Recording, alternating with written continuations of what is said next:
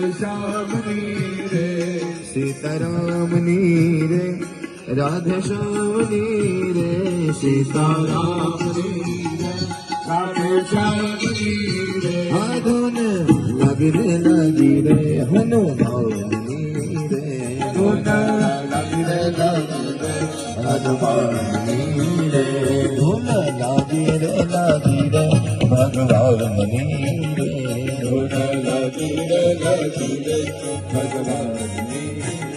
બધા બોલો છો ને, એનો અવાજ નથી આવતો. બધા મનમાં બોલતા એવું લાગે છે, પણ મનમાં તો રોજ બોલીએ છીએ. આજે જરા જોરથી બોલવાનું છે, કારણ કે આજે મેદાનમાં બેઠા છીએ, ભગવાનના સુંદર મજાના મંડપમાં બેઠા છીએ, એટલે બધાનો જરા પ્રેમથી અને ભાવથી અવાજ આવે એવી રીતે જરા બોલવાનું છે. અને આ સુંદરકાંડનો પાઠ એ સિદ્ધિદાયક તો છે, પણ શુદ્ધિદાયક પણ છે. માણસને જીવનમાં શુદ્ધિ લાવી દે ને એવો આ સરસ મજાનો પાઠ છે. સીતાજીની શોધ કરવા માટે હનુમાનજી મહારાજ લંકામાં જાય છે, એ કથા ગાવા માટે બેઠા છે. સીતાજી ક્યાં બેઠા છે તો કહે છે કે લંકામાં બેઠા છે, અને વચ્ચે 400 ગામનો દરિયો છે. આ બાજુથી હનુમાનજી મહારાજ, પેલા તો કોણ જાય એની એમ કહેવાય કે મુસીબત હતી કે 400 ગામનો દરિયો ઓળંગીને પેલે પાર કોણ જાય, આવડો મોટો દરિયો છે. પણ બધા પછી એમ કહેવાય કે પોતપોતાના બળને ભાખે છે, પણ છેલ્લે બધા એમ કીધું કે કોઈ જઈ શકશે નહીં. ત્યારે હનુમાનજી મહારાજને જગાડે છે. હનુમાનજી મહારાજ ધ્યાનમાં બેઠા હતા. કીધું કે પવન તનય પવન સમાન બુદ્ધ વિવેક વિજ્ઞાન નિધાન. હે હનુમાનજી મહારાજ જાગો, તમારું બળ કેવું છે? તો કહે છે કે તમારા બળ જેવું બીજા કોઈનું બળ નથી, અને તમારો અવતાર જ કોના માટે થયો છે? તો કહે છે કે રામ કાંજ લગી તવ અવતારા, અને સુનત અહીં પર્વતાકાર. પછી હનુમાનજી મહારાજ પોતાનો વિશાળ દેહ ધારણ કરે છે અને હનુમાનજી મહારાજ ઉડે છે. તો હનુમાનજી મહારાજ આ કાર્ય કરવા માટે તૈયાર થયા છે, પણ જયારે સીતાજીને મળવા જાય છે ને તો ઘણા બધા આશીર્વાદ પણ મળે છે અને ઘણા બધા વિઘ્નો પણ આવે છે. તો આપણે પણ ભગવાનના રસ્તે આગળ વધીએ તો આપણા જીવનમાં પણ આશીર્વાદ પણ મળે છે ને ઘણા વિઘ્નો પણ આવે છે. તો આશીર્વાદ લેવાના છે ને વિઘ્નોને પાર કરવાનો છે. પણ વિઘ્નોને પાર કરવા હોય તો હનુમાનજી મહારાજ પાસે એક સુંદર મજાની યુક્તિ હતી. એ યુક્તિ જો આપણી પાસે પણ હોય તો આપણે પણ જીવનના વિઘ્નોને પાર કરી જઈએ.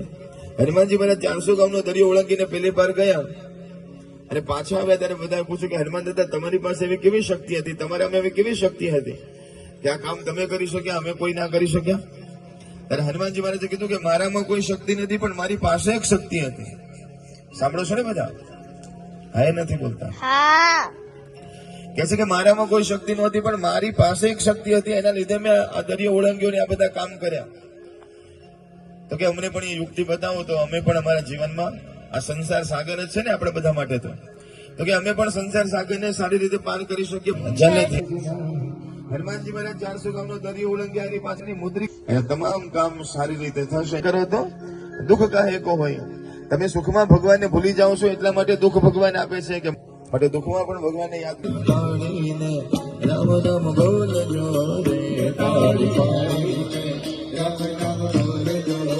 હે તમે અંતરના, તમે ભીતરના, તમે ઘટડાના ભણડાન ખોલજો રે. તાળી પાડીને રામ નામ બોલજો રે. તાળી પાડીને રામ નામ બોલજો રે. હા, કંઈક પુણ્ય કરો તો સાથે આવશે રે. કંઈક પુણ્ય કરો તો સાથે આવશે. હા, કંઈક પુણ્ય કરો તો સાથે આવશે રે.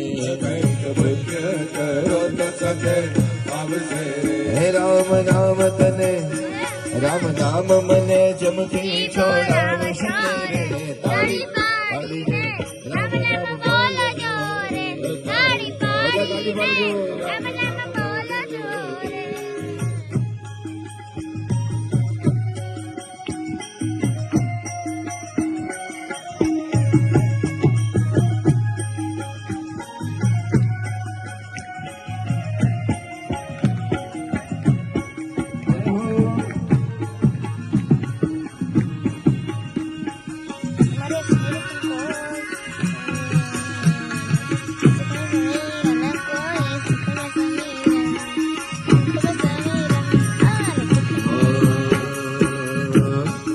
ભજન બહુ સરસ મજાનું છે પણ આપણે આખું ભજન નથી ગાવાનું. હવે જે પંક્તિ આવે છે બહુ ખતરનાક પંક્તિ છે. શું કહે છે? તાળી પાડતા રે શરમાય છે રે, તાળી પાડતા તાળી પાડતા ઘણા શરમાય છે રે, ઘણા લોકોને ભગવાનના નામની તાળી પાડવામાં શરમ આવતી હશે. આપણે અહીંયા તો કોઈ એવા નથી બેઠા ને વીણાબેન કે જેને તાળી પાડવામાં શરમ આવતી હોય. બધા બહુ સરસ મજાની તાળી પાડે છે ને મારા વીણાબેનને સંભળાય એવી જરા તાળી પાડે તો ખબર પડે અમને પણ કે કેટલા મહેમાન આવ્યા છે, કોણ કોણ તાળી પાડે છે.